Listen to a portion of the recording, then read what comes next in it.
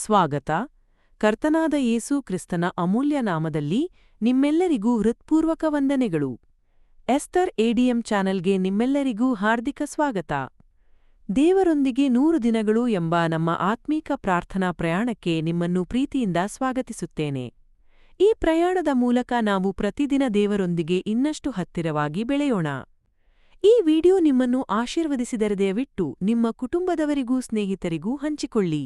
ಅವರಿಗೂ ದೇವರ ವಾಕ್ಯದ ಆಶೀರ್ವಾದ ದೊರಕಲಿ. ಬನ್ನಿ ಪ್ರಾರ್ಥನೆಯೊಂದಿಗೆ ಆರಂಭಿಸೋಣ. ನಮಸ್ಕಾರ. ತೆರೆದ ಪುಸ್ತಕ. ಆರಂಭದ ಪ್ರಾರ್ಥನೆ. ಪ್ರೀತಿಯ ಪರಲೋಕದ ತಂದೆಯೇ, ನಿನ್ನ ಪವಿತ್ರ ನಾಮವನ್ನು ಸ್ತುತಿಸಿ ಮಹಿಮೆಪಡಿಸುತ್ತೇವೆ. ಈ ಹೊಸ ದಿನವನ್ನು ಮತ್ತು ಮತ್ತೊಮ್ಮೆ ನಿನ್ನ ಸನ್ನಿಧಿಯಲ್ಲಿ ಸೇರಲು ಕೊಟ್ಟಿರುವ ಈ ಅಮೂಲ್ಯವಾದ ಸಮಯಕ್ಕಾಗಿ ನಿನಗೆ ಹೃತ್ಪೂರ್ವಕ ಕೃತಜ್ಞತೆ ಸಲ್ಲಿಸುತ್ತೇವೆ. ಈ ವಿಡಿಯೋವನ್ನು ವೀಕ್ಷಿಸುತ್ತಿರುವ ಪ್ರತಿಯೊಬ್ಬರ ಹೃದಯವನ್ನು ಸ್ಪರ್ಶಿಸು. ನಿನ್ನ ವಾಕ್ಯವನ್ನು ಅರ್ಥಮಾಡಿಕೊಳ್ಳುವ ಜ್ಞಾನವನ್ನು ಕೊಡು. ಕೇಳುವವರಾಗಿಯೇ ಅಲ್ಲ, ನಿನ್ನ ವಾಕ್ಯದಂತೆ ನಡೆಯುವವರಾಗುವ ಕೃಪೆಯನ್ನು ಅನುಗ್ರಹಿಸು. ಕರ್ತನೇ, ನಮ್ಮ ಜೀವನದಲ್ಲಿ ಇರುವ ಪ್ರತಿಯೊಂದು ಪಾಪವನ್ನೂ ನಮಗೆ ತಿಳಿಸು.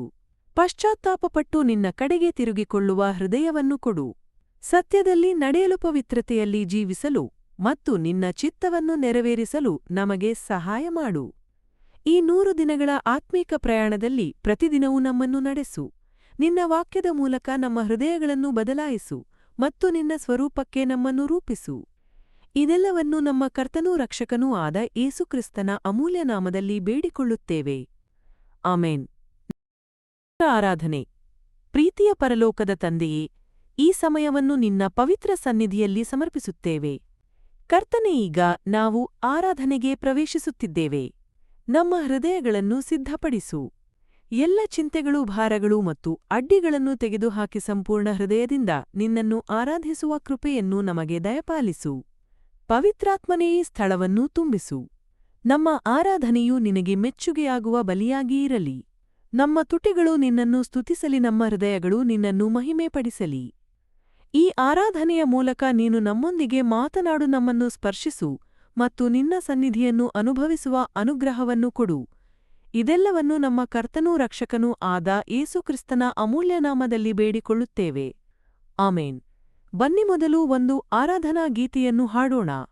ನಂತರ ದೇವರ ಅಮೂಲ್ಯವಾದ ವಾಕ್ಯವನ್ನು ಧ್ಯಾನಿಸೋಣ.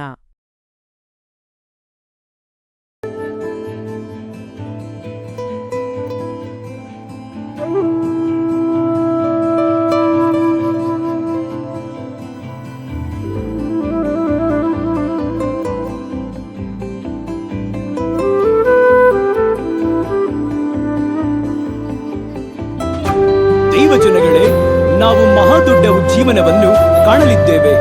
ನಮ್ಮನ್ನು ಮತ್ತೆ ಉಜ್ಜೀವನಗೊಳಿಸುವುದಿಲ್ಲವೋ? Revival is our vision. ನಮ್ಮ ದೇಶದಲ್ಲಿರುವ ಎಲ್ಲಾ ಸಮಸ್ಯೆಗಳಿಗೂ ಉತ್ತರ ಉಜ್ಜೀವನ. ಕರ್ತನು ನಮ್ಮ ಸಭೆಗಳನ್ನು ಉಜ್ಜೀವನಕ್ಕಾಗಿ ಸಿದ್ಧಪಡಿಸುತ್ತಿದ್ದಾರೆ. ಆದುದರಿಂದ ಇದು ಉಜ್ಜೀವನಕ್ಕಾಗಿ ಪ್ರಾರ್ಥಿಸುವುದಕ್ಕೆ ತಕ್ಕ ಸಮಯ. ಆಮೇನ್, ಆಮೇನ್. ಪ್ರಾರ್ಥನಾ ಮೋಡವು ಕವಿಯಬೇಕಯ್ಯ, ಓ ಜೀವನ ಮಳೆಯ ಸುರಿಸು ಏಸಯ್ಯ. ಪ್ರಾರ್ಥನಾ ಮೋಡವು ಕವಿಯಬೇಕಯ್ಯ, ಓ ಜೀವನ ಮಳೆಯ ಸುರಿಸು ಏಸಯ್ಯ. ಪ್ರಾರ್ಥನೆ ನನ್ನ ಜೀವದ ನಾಡಿ, ಓ ಜೀವನ ನನ್ನ ಹೃದಯದ ಬಡಿತ. ಪ್ರಾರ್ಥನೆ ನನ್ನ ಜೀವದ ನಾಡಿ, ಉಜ್ಜೀವನ ನನ್ನ ಹೃದಯದ ಬಡಿತ. ಪ್ರಾರ್ಥನಾ ಮೋಡವು ಕವಿಯಬೇಕಯ್ಯ, ಉಜ್ಜೀವನ ಮಳೆಯ ಸುರಿಸು ಏಸಯ್ಯ.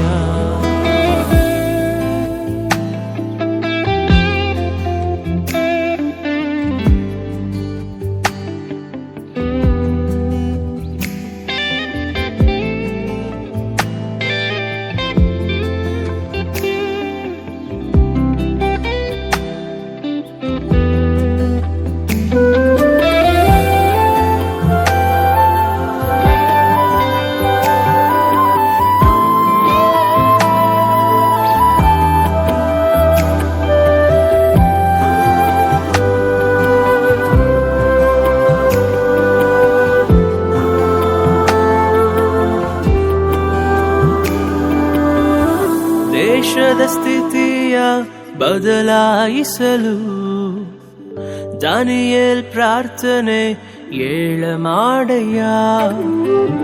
ದೇಶದ ಸ್ಥಿತಿಯ ಬದಲಾಯಿಸಲು ದಾನಿಯೇಲ್ ಪ್ರಾರ್ಥನೆ ಹೇಳ ಮಾಡಯ್ಯ. ರಾಜಾದಿರಾಜನು ನೀವೇ ಎಂದು ಅರಸರು ಅರಿಕೆ ಮಾಡಲಿ. ರಾಜಾದಿರಾಜನು ನೀವೇ ಎಂದು ಅರಸರು ಅರಿಕೆ ಮಾಡಲಿ. ಪ್ರಾರ್ಥನೆ ನನ್ನ ಜೀವದ ನಾಡಿ, ಉಜ್ಜೀವನ ನನ್ನ ಹೃದಯದ ಬಡಿತ. ಪ್ರಾರ್ಥನೆ ನನ್ನ ಜೀವದ ನಾಡಿ, ಉಜ್ಜೀವನ ನನ್ನ ಹೃದಯದ ಬಡಿತ. ಪ್ರಾರ್ಥನೆ ಮೋಡವು ಕವಿಯಬೇಕಯ್ಯ, ಉಜ್ಜೀವನ ಮಳೆಯ ಸುರಿಸು ಏಸಯ್ಯ.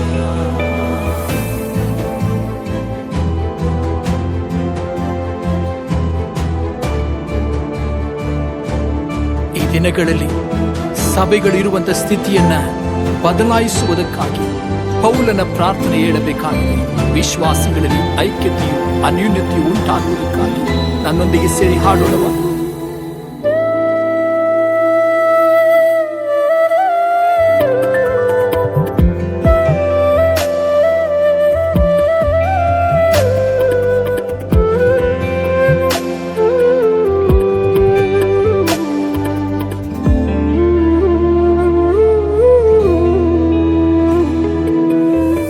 ಸಭೆಗಳ ಸ್ಥಿತಿಯ ಬದಲಾಯಿಸಲು ಪೌಲನ ಪ್ರಾರ್ಥನೆ ಹೇಳ ಮಾಡಯ್ಯ.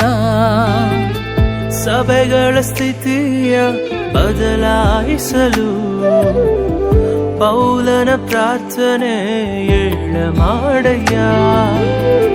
ದೇವ ಜನಗಳು ನಿನ್ನೊಂದಿಗೆ ಐಕ್ಯತೆ ಹೊಂದಬೇಕಯ್ಯ. ಓ ದೇವ ಜನಗಳು ನಿನ್ನೊಂದಿಗೆ ಐಕ್ಯತೆ ಹೊಂದಬೇಕಯ್ಯ. ಪ್ರಾರ್ಥನೆ ನನ್ನ ಜೀವದ ನಾಡಿ, ಉಜ್ಜೀವನ ನನ್ನ ಹೃದಯದ ಬಡಿತ. ಪ್ರಾರ್ಥನೆ ನನ್ನ ಜೀವದ ನಾಡಿ, ಉಜ್ಜೀವನ ನನ್ನ ಹೃದಯದ ಬಡಿತ. ಪ್ರಾರ್ಥನೆ ಮೋಡವು ಕವಿಯಬೇಕಯ್ಯ, ಉಜ್ಜೀವನ ಮಳೆಯ ಸುರಿಸು ಏಸಯ್ಯ.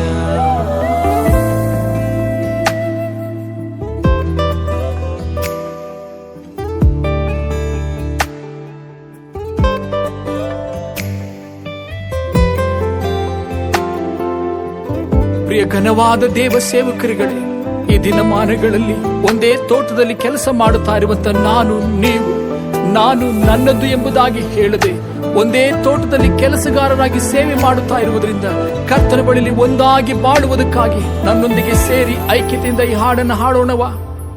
ಸೇವಕರ ಸ್ಥಿತಿಯ ಬದಲಾಯಿಸಲು ನೆಹೆಮಿಯ ಪ್ರಾರ್ಥನೆ ಹೇಳ ಮಾಡಯ್ಯ. ಸೇವಕರ ಸ್ಥಿತಿಯ ಬದಲಾಯಿಸಲು ನೆಹೆಮಿಯ ಪ್ರಾರ್ಥನೆ ಹೇಳ ಮಾಡಯ್ಯ. ನಾನು ನನ್ನದು ಎಂದು ಹೇಳದೆ ಒಂದಾಗಿ ಬಾಳಬೇಕಯ್ಯ. ಓ ನಾನು ನನ್ನದು ಎಂದು ಹೇಳದೆ ಒಂದಾಗಿ ಬಾಳಬೇಕಯ್ಯ. ಪ್ರಾರ್ಥನೆ ನನ್ನ ಜೀವದ ನಾಡಿ, ಉಜ್ಜೀವನ ನನ್ನ ಹೃದಯದ ಬಡಿತ.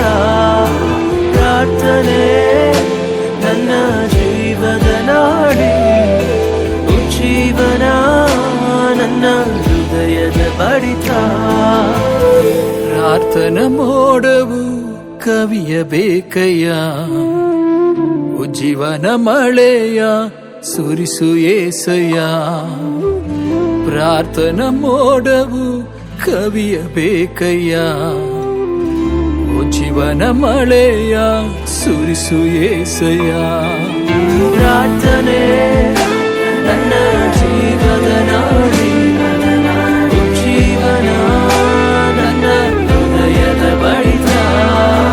ಪ್ರಾರ್ಥನೆ ನನ್ನ ಜೀವದ ನಾಡಿ, ಜೀವನ ನನ್ನ ಹೃದಯದ ಬಡಿತ. ಪ್ರಾರ್ಥನ ಮೋಡವು ಕವಿಯಬೇಕಯ್ಯ. ಜೀವನ ಮಳೆಯ ಸುರಿಸು ಏಸಯ್ಯ.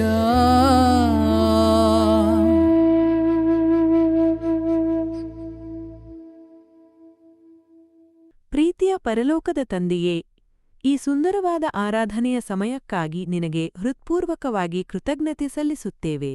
ನಮ್ಮ ಸ್ತುತಿ ಮತ್ತು ಆರಾಧನೆಯನ್ನು ನೀನು ಸಂತೋಷದಿಂದ ಅಂಗೀಕರಿಸು. ಕರ್ತನೇ, ಈಗ ನಾವು ನಿನ್ನ ಅಮೂಲ್ಯವಾದ ವಾಕ್ಯವನ್ನು ಧ್ಯಾನಿಸಲು ಹೋಗುತ್ತಿದ್ದೇವೆ. ನಮ್ಮ ಹೃದಯಗಳನ್ನು ತೆರೆದು ನಿನ್ನ ಪವಿತ್ರಾತ್ಮನ ಮೂಲಕ ನಮ್ಮೊಂದಿಗೆ ಮಾತನಾಡು. ಈ ವಾಕ್ಯವು ನಮ್ಮ ಜೀವನವನ್ನು ಬದಲಾಯಿಸುವಂತೆ, ನಮ್ಮ ನಂಬಿಕೆಯನ್ನು ಬಲಪಡಿಸುವಂತೆ ಮತ್ತು ನಿನ್ನ ಚಿತ್ತದಂತೆ ನಡೆಯುವ ಕೃಪೆಯನ್ನು ನಮಗೆ ದಯಪಾಲಿಸು. ಈ ವಾಕ್ಯವನ್ನು ಕೇವಲ ಕೇಳುವವರಾಗಿರದೆ ಅದರಂತೆ ನಡೆಯುವವರಾಗುವಂತೆ ನಮ್ಮನ್ನು ರೂಪಿಸು. ಇದೆಲ್ಲವನ್ನು ನಮ್ಮ ಕರ್ತನೂ ರಕ್ಷಕನೂ ಆದ ಯೇಸುಕ್ರಿಸ್ತನ ಅಮೂಲ್ಯ ನಾಮದಲ್ಲಿ ಬೇಡಿಕೊಳ್ಳುತ್ತೇವೆ. ಆಮೆನ್. ದೇವರ ವಾಕ್ಯಕ್ಕೆ ಹೋಗೋಣ. ಈಗ ನಮ್ಮ ಹೃದಯಗಳನ್ನು ಸಿದ್ಧಪಡಿಸಿಕೊಂಡು ದೇವರ ಅಮೂಲ್ಯವಾದ ವಾಕ್ಯವನ್ನು ಧ್ಯಾನಿಸೋಣ.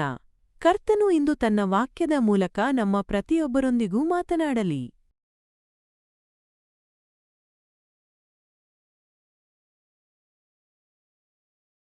ಯೆಜೆಬೆಲಳು ಮಾಡಿದ ಸಂಚಿನಂತೆ ಪಟ್ಟಣದ ಹಿರಿಯರು ನಾಬೋತನ ವಿರುದ್ಧ ಸುಳ್ಳು ಸಾಕ್ಷಿಗಳನ್ನು ನಿಲ್ಲಿಸಿದರು. ನಾಬೋತನನ್ನು ದೇವರಿಗೂ ರಾಜನಿಗೂ ದೂಷಣೆ ಮಾಡಿದನೆಂದು ಸುಳ್ಳು ಆರೋಪ ಮಾಡಿ ಊರಿನ ಹೊರಗೆ ಕರೆದುಕೊಂಡು ಹೋಗಿ ಕಲ್ಲೆಸೆದು ಕೊಂದರು. ನಾಬೋತನು ಸತ್ತ ನಂತರ ಅಹಾಬನು ಆ ದ್ರಾಕ್ಷಿತೋಟವನ್ನು ತನ್ನದಾಗಿಸಿಕೊಂಡನು. ಆದರೆ ದೇವರು ಎಲ್ಲವನ್ನೂ ನೋಡುತ್ತಿದ್ದನು. ದೇವರು ತನ್ನ ಸೇವಕನಾದ ಎಲಿಯನನ್ನು ಅಹಾಬನ ಬಳಿಗೆ ಕಳುಹಿಸಿ ಅವನ ಪಾಪವನ್ನು ಬಯಲಿಗೆ ತಂದನು ಮತ್ತು ನ್ಯಾಯತೀರ್ಪನ್ನು ಪ್ರಕಟಿಸಿದನು. ಅಹಾಬನು ದೇವರ ಮಾತನ್ನು ಕೇಳಿದಾಗ ತನ್ನ ಬಟ್ಟೆಯನ್ನು ಹರಿದು ಉಪವಾಸವಿದ್ದು ತಗ್ಗಿಸಿಕೊಂಡನು. ಅವನ ಈ ದೀನತೆಯನ್ನು ಕಂಡು ದೇವರು ಶಿಕ್ಷೆಯನ್ನು ತಕ್ಷಣವೇ ತರದೆ ಅವನ ಮಗನ ಕಾಲಕ್ಕೆ ಮುಂದೂಡಿದನು. ಧ್ಯಾನ 1. ದೇವರು ಎಲ್ಲವನ್ನೂ ನೋಡುತ್ತಾನೆ. ಮನುಷ್ಯರು ಸತ್ಯವನ್ನು ಮರೆಮಾಡಬಹುದು, ಸುಳ್ಳು ಹೇಳಬಹುದು, ಅನ್ಯಾಯ ಮಾಡಬಹುದು, ಆದರೆ ದೇವರ ಕಣ್ಣುಗಳಿಂದ ಯಾವುದೂ ಮರೆಯಾಗುವುದಿಲ್ಲ. ನಮ್ಮ ಪ್ರತಿಯೊಂದು ಮಾತು, ಕೆಲಸ ಮತ್ತು ಆಲೋಚನೆಯನ್ನು ದೇವರು ತಿಳಿದಿದ್ದಾನೆ. 2. ಪಾಪದ ಫಲ ತಪ್ಪಿಸಿಕೊಳ್ಳಲು ಸಾಧ್ಯವಿಲ್ಲ. ಅಹಾಬ ಮತ್ತು ಯೆಜೆಬೆಲಳು ತಮ್ಮ ಆಸೆಗಾಗಿ ನಿರಪರಾಧಿಯಾದ ನಾಬೋತನನ್ನು ಕೊಲ್ಲಿಸಿದರು. ಕೆಲಕಾಲ ಅವರಿಗೆ ಜಯ ಸಿಕ್ಕಂತೆಯೇ ಕಾಣಿಸಿತು. ಆದರೆ ಕೊನೆಗೆ ದೇವರ ನ್ಯಾಯ ಅವರ ಮೇಲೆ ಬಂದಿತು. ಪಾಪವು ಕೆಲವೊಮ್ಮೆ ಲಾಭದಂತೆ ಕಾಣಬಹುದು, ಆದರೆ ಅದರ ಅಂತ್ಯ ಯಾವಾಗಲೂ ದುಃಖವೇ. 3. ನಿಜವಾದ ಪಶ್ಚಾತ್ತಾಪಕ್ಕೆ ದೇವರು ಸ್ಪಂದಿಸುತ್ತಾನೆ. ಅಹಾಬನು ದೊಡ್ಡ ಪಾಪ ಮಾಡಿದ್ದರೂ ದೇವರ ಮುಂದೆ ತನ್ನನ್ನು ತಗ್ಗಿಸಿಕೊಂಡನು.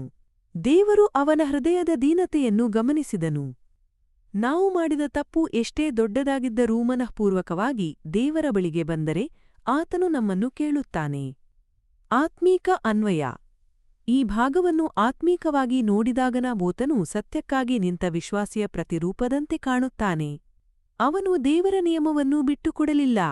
ಅಹಾಬ ಮತ್ತು ಯೆಜೆಬೆಲಳು ಲೋಕದ ಆಸೆ, ಅಧಿಕಾರ ಮತ್ತು ಪಾಪದ ಮಾರ್ಗವನ್ನು ಪ್ರತಿನಿಧಿಸುತ್ತಾರೆ. ಸೈತಾನನು ಇಂದಿಗೂ ಇದೇ ರೀತಿಯಲ್ಲಿ ನಮ್ಮನ್ನು ದೇವರ ಮಾರ್ಗದಿಂದ ದೂರ ಮಾಡುವ ಪ್ರಯತ್ನ ಮಾಡುತ್ತಾನೆ. ಆದರೆ ದೇವರು ತನ್ನ ಮಕ್ಕಳನ್ನು ಎಂದಿಗೂ ಮರೆತಿರುವುದಿಲ್ಲ. ಕೆಲವೊಮ್ಮೆ ಅನ್ಯಾಯ ನಡೆದಂತೆ ಕಾಣಬಹುದು, ಆದರೂ ದೇವರು ನ್ಯಾಯವಂತನು. ಆತನು ಸರಿಯಾದ ಸಮಯದಲ್ಲಿ ನ್ಯಾಯವನ್ನು ಸ್ಥಾಪಿಸುತ್ತಾನೆ.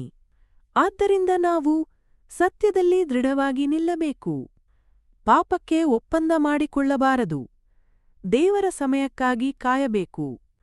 ತಪ್ಪಾದರೆ ತಕ್ಷಣ ದೇವರ ಬಳಿಗೆ ಬಂದು ಪಶ್ಚಾತ್ತಾಪ ಪಡಬೇಕು. ಆತ್ಮಪರಿಶೀಲನೆ. ನನ್ನ ಜೀವನದಲ್ಲಿ ನಾನು ಯಾವುದಾದರೂ ವಿಷಯವನ್ನು ಮರೆಮಾಡುತ್ತಿದ್ದೇನೆಯೇ? ಸಣ್ಣ ಪಾಪಗಳನ್ನು ನಾನು ಲಘುವಾಗಿ ತೆಗೆದುಕೊಳ್ಳುತ್ತಿದ್ದೇನೆಯೇ? ದೇವರ ಮುಂದೆ ನನ್ನ ಹೃದಯವನ್ನು ತಗ್ಗಿಸಿಕೊಳ್ಳಲು ನಾನು ಸಿದ್ಧನಿದ್ದೇನೆಯೇ? ಸತ್ಯಕ್ಕಾಗಿ ನಿಲ್ಲುವ ಧೈರ್ಯ ನನ್ನಲ್ಲಿದೆಯೇ? ಇಂದಿನ ನಿರ್ಧಾರ: ನಾನು ಸತ್ಯದಲ್ಲಿ ನಡೆಯುತ್ತೇನೆ. ಪಾಪಕ್ಕೆ ಅವಕಾಶ ಕೊಡುವುದಿಲ್ಲ. ತಪ್ಪಾದರೆ ತಕ್ಷಣ ದೇವರ ಮುಂದೆ ಪಶ್ಚಾತ್ತಾಪಪಟ್ಟು ಪವಿತ್ರ ಜೀವನವನ್ನು ನಡೆಸಲು ನಿರ್ಧರಿಸುತ್ತೇನೆ. ಇಂದಿನ ಮುಖ್ಯ ಸಂದೇಶ: ದೇವರ ಕಣ್ಣುಗಳಿಂದ ಯಾವುದೂ ಮರೆಯಾಗುವುದಿಲ್ಲ. ಪಾಪವು ತಾತ್ಕಾಲಿಕ ಲಾಭವನ್ನು ಕೊಡಬಹುದು, ಆದರೆ ದೇವರ ನ್ಯಾಯವು ಖಂಡಿತವಾಗಿಯೂ ನೆರವೇರುತ್ತದೆ. ಆದ್ದರಿಂದ ಸತ್ಯದಲ್ಲಿ ನಡೆದು ದೇವರ ಮುಂದೆ ದೀನ ಹೃದಯದಿಂದ ಜೀವಿಸೋಣ. ಇಂದಿನ ದೇವರ ವಾಕ್ಯವು ನಿಮ್ಮ ಪ್ರತಿಯೊಬ್ಬರೊಂದಿಗೂ ಮಾತನಾಡಿದೆ ಎಂದು ನಾನು ನಂಬುತ್ತೇನೆ. ಈ ವಾಕ್ಯವನ್ನು ಕೇವಲ ಕೇಳುವವರಾಗಿರದೆ ನಿಮ್ಮ ಜೀವನದಲ್ಲಿ ಅನುಸರಿಸುವವರಾಗಿರಿ. ಈ ಅಂತ್ಯಕಾಲದಲ್ಲಿ ದೇವರ ವಾಕ್ಯವು ನಮ್ಮ ಜೀವನಕ್ಕೆ ಅತ್ಯಂತ ಅಗತ್ಯವಾಗಿದೆ. ನಾವು ಪ್ರತಿದಿನ ಪವಿತ್ರತೆಯಲ್ಲಿ ನಡೆಯಲು ಪ್ರಯತ್ನಿಸಬೇಕು. ಆತ್ಮೀಕ ಜೀವನದಲ್ಲಿ ಕೆಳಗೆ ಬೀಳಲು ಕೆಲವೇ ಕ್ಷಣಗಳು ಸಾಕು, ಆದರೆ ಮತ್ತೆ ಎದ್ದು ದೇವರೊಂದಿಗೆ ನಡೆಯಲು ಸಮಯ, ಪಶ್ಚಾತ್ತಾಪ ಮತ್ತು ದೃಢವಾದ ನಂಬಿಕೆ ಬೇಕಾಗುತ್ತದೆ. ಆದ್ದರಿಂದ ನಮ್ಮ ಆತ್ಮೀಕ ಜೀವನವನ್ನು ಜಾಗರೂಕತೆಯಿಂದ ಕಾಪಾಡಿಕೊಳ್ಳೋಣ. ಕರ್ತನ ಸನ್ನಿಧಿಯಲ್ಲಿ ನಿಷ್ಠೆಯಿಂದ ನಡೆದು ಪ್ರತಿದಿನ ಆತನ ವಾಕ್ಯಕ್ಕೆ ವಿಧೇಯರಾಗಿರೋಣ. ಬನ್ನಿ ಈಗ ಮುಕ್ತಾಯದ ಪ್ರಾರ್ಥನೆ ಮಾಡೋಣ. ಮುಕ್ತಾಯದ ಪ್ರಾರ್ಥನೆ. ಪ್ರೀತಿಯ ಪರಲೋಕದ ತಂದೆಯೇ, ಇಂದು ನಿನ್ನ ಅಮೂಲ್ಯವಾದ ವಾಕ್ಯದ ಮೂಲಕ ನಮ್ಮೊಂದಿಗೆ ಮಾತನಾಡಿದ್ದಕ್ಕಾಗಿ ನಿನಗೆ ಹೃತ್ಪೂರ್ವಕವಾಗಿ ಕೃತಜ್ಞತೆ ಸಲ್ಲಿಸುತ್ತೇವೆ. ಈ ವಾಕ್ಯವು ನಮ್ಮ ಹೃದಯಗಳಲ್ಲಿ ಬೇರುಬಿಟ್ಟು ನಮ್ಮ ಜೀವನವನ್ನು ಬದಲಾಯಿಸುವಂತೆ ಕೃಪೆ ಮಾಡು.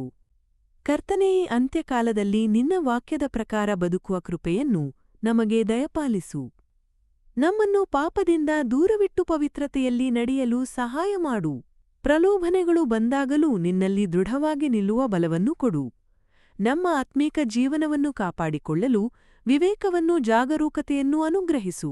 ಪ್ರತಿದಿನ ನಿನ್ನ ಸನ್ನಿಧಿಯನ್ನು ಹುಡುಕುವ ಹಸಿವನ್ನು, ನಿನ್ನ ವಾಕ್ಯವನ್ನು ಪ್ರೀತಿಸುವ ಹೃದಯವನ್ನೂ ನಮಗೆ ಕೊಡು. ಈ ವಿಡಿಯೋವನ್ನು ವೀಕ್ಷಿಸಿದ ಪ್ರತಿಯೊಬ್ಬರನ್ನೂ ಆಶೀರ್ವದಿಸು. ಅವರ ಕುಟುಂಬ, ಆರೋಗ್ಯ, ಕೆಲಸ, ಸೇವೆ ಮತ್ತು ಆತ್ಮೀಕ ಜೀವನವನ್ನು ನಿನ್ನ ಕೈಗಳಲ್ಲಿ ಒಪ್ಪಿಸುತ್ತೇವೆ. ಅವರ ಅಗತ್ಯಗಳನ್ನು ಪೂರೈಸಿ ನಿನ್ನ ಶಾಂತಿ ಮತ್ತು ಸಂತೋಷದಿಂದ ಅವರನ್ನು ತುಂಬಿಸು. ಈ 100 ದಿನಗಳ ಆತ್ಮೀಕ ಪ್ರಯಾಣದಲ್ಲಿ ಪ್ರತಿದಿನವೂ ನಮ್ಮನ್ನು ನಡೆಸು.